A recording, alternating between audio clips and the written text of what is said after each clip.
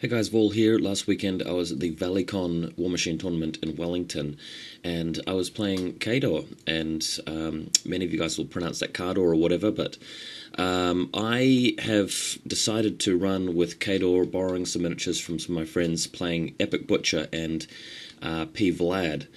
And there's a few reasons for all of this. Number one, my original plan was to go with Epic Kaya and Epic Balder and take the Celestial Fulcrum, but I didn't really have a good carry case system for it going in the plane. The other thing is it's a tier list only tournament, so you have to come up with at least a tier 1 list for both of your lists, and it's a 40-point format. 7 games, first 6 games Steamroller, then, the field after that is put into a 7th game where the first and second and third and fourth play off and so on. So Epic Butcher, he's the guy that can spam the Doom Reavers for a low-cost amount at the, in the tier level. And my good friend John did pretty well with that list in an event about a year ago, and borrowed most of the models off him, so that was generally the plan. My idea essentially was that, with tier lists, the other guy basically is restricted to his tier stuff as well. With a lot of winnable scenarios in the Steamroller Players Pack, I believe. I thought I could really do it and maybe even pull out first place. But there would be a few matchups where it would just be horrible, like Epic Lilith with lots of Striders, Raptors, Ravagors, and stuff like that. So my second list was P. Vlad with just Warjacks and 2 Decimators, 2 Destroyers, and some support guys. And the idea was that if I really was forced into that sort of scenario, I could sort of walk up and maybe get a caster assassination, or just deal with a list that was maybe only capable of just wiping out lots of squishy troops, like what Epic Vlad has. Sorry, Epic Butcher. So that's basically, my thoughts on coming down to this particular one-off tournament with a different faction and set of lists. Check out the army list in the video description. One other thing I'd like to add is that, our New Zealand blog website, Thrallblacks, that's THRALLSBLACKS. Check it out. I was actually featured on the podcast for once, so go take a look. I'll link that as well in the video description. But just as a part of this introduction video about the event, I'm just going to have a look at some of the armies that were on display. Not all of them. Just went around and took a photo of some of the more, completed armies, and this is Sean's army with Morton Nebra. Again, tier list. I believe his other caster was Epic Denny, Denegra that is, and as you can see, Morton Nebra just running all the jacks. Pretty good. He's got some interesting little objective markers as well, flags. Next photo, just more of a close-up on Morton Nebra, and I really like his colour scheme. It's just sort of this dirty, sort of eerie, supernatural sort of green, and works really well in my opinion.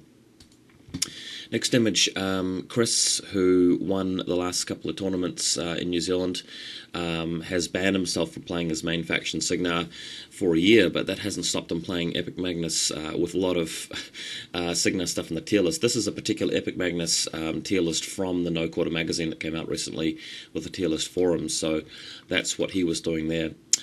Next image, this is Matt from Wellington with his P. Kruger tier list, and P. Kruger, pretty awesome.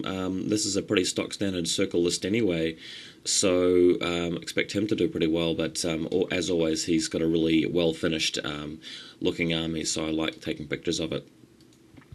Next, this is Scott, who normally plays a lot of the Warmachine factions, I believe, especially Mercenaries. He's taken up Legion of Everblight for this particular tournament. Apollonia as his one list, and Epic Thagrosh as his other list. And I actually voted his army as best painted, and he did win the award. Maybe not, technically the best. I think a couple of other guys might have painted their armies slightly better on the technical level, but his army was the most memorable. I really liked his choice of colours, and it really stood out in my head for the whole event. Next photo, a bit more of a close-up, but as usual, my camera just struggling to focus on some of the details. But you can see it's, quite a cool little base stand for Thagrosh anyway, with all the icicles and everything. Next image, somebody with P. Butcher, and the Man of War tier, and I don't particularly like this tier list. I think that it's very slow, and anybody with the potential to crack a lot of armor will really love facing it. But I do think he did alright. Didn't get to play him, but hope to see this guy again, because I quite like P-Butcher. Next image, somebody with the Cray tier list from Signar, and yeah, I've played against Cray. He's really annoying. He's got a lot of jacks there, so you know, pretty cool to see him there. It's probably the first time I've actually seen him at a tournament. Next image, this is really funny. One of the lists which I thought was a really good counter to my Epic Butcher Doom Reaver spam was E. Kruger and the Tharn Ravager tier list, because he can easily just use his feet to blow me back and stop me from charging him, and then he can charge me as much as he likes with the Ravagers, and every time he kills a guy he can just, you know, eat the corpse and kill another guy, and he's got that backup corpse token to start with, plus he's got Lord of the Feast in the list. So this is actually a great way of dealing with my army, and I was really praying to God that I wouldn't actually face him in the tournament, because I knew this would be a bad matchup. And his other list was the Morvana tier list, which I think is an awesome tier list. Most people don't like it, but I think it's got a lot of class, and that probably would have murdered the Doom Reavers pretty easily as well, with all of those millions of blood trackers. Next image, this is Boyd with his Protector of Menoth. He's one of the better painters around in the Wellington scene, I believe, and just looks really good, clean and finished. If you go to the next image, he's actually taken the High Reclaimer as one of his casters, and his other caster, Epic Severius, so very original choices there. Most people just go straight for Harvey and P-Savvy.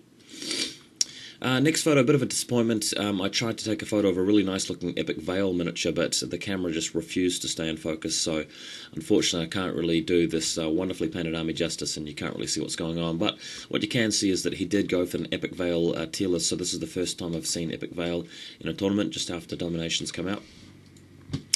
Next up, another Mercenaries player with P. Magnus. There were two P. Magnuses at this tournament. This was one of them. And the Boomhowlers, Halberdiers, Steelhead guys. This guy actually ended up doing pretty alright.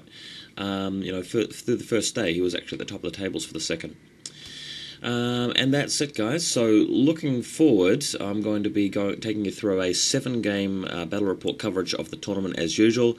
Do look out for the battle report. Some of the lighting and photography is decent, and I've got a lot to say about the games. It was generally a lot of fun overall, so bear with me as I upload the videos and we take a look at them. See you soon.